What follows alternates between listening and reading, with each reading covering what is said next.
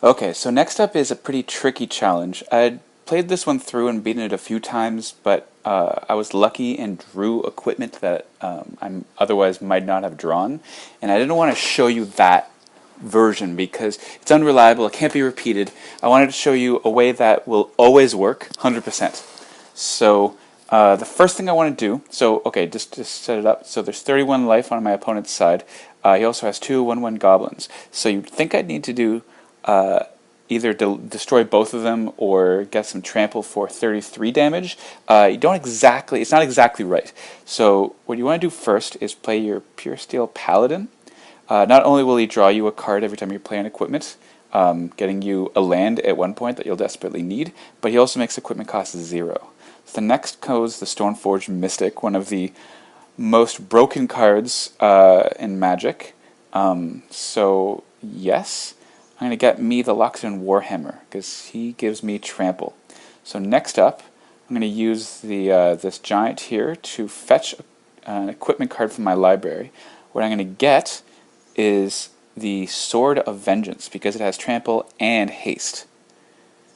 And I'm going to equip it to the Mystic. And yeah, I'll draw a card. Alright, so I'm playing that Plains. Now I have enough land to do everything I need. So I'm going to use the Stoneforge Mystic's power.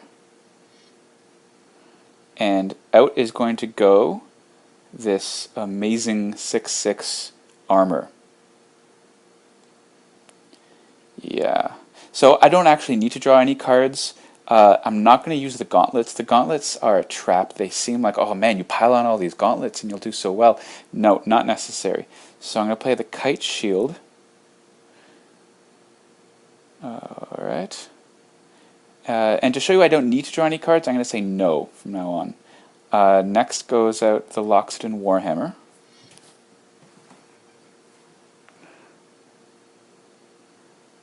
Nope. And then, finally, this Auric Survivors. And from my graveyard, I'm going to pull the Hedron Matrix, which will give him 6/6 because its casting cast was 6. And I'm going to keep it on him.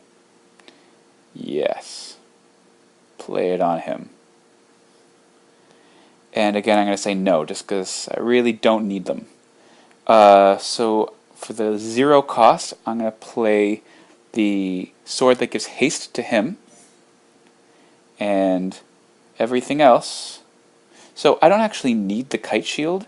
The Kite Shield's another trap. I didn't actually need to play it in hindsight because it's not going to give me any offensive powers.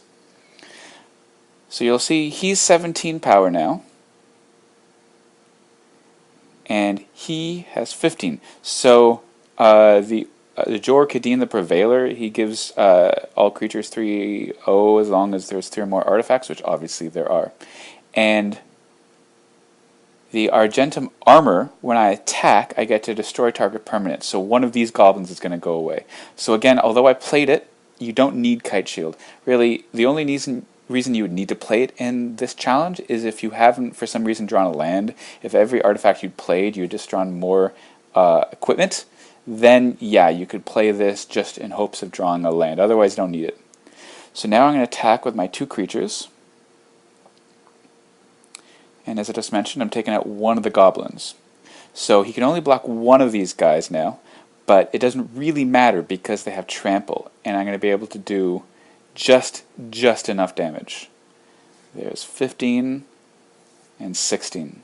So this was a tricky challenge. So there's a lot of moving pieces. Just follow along and you should have it no problem. Alright, who's ready for number 5?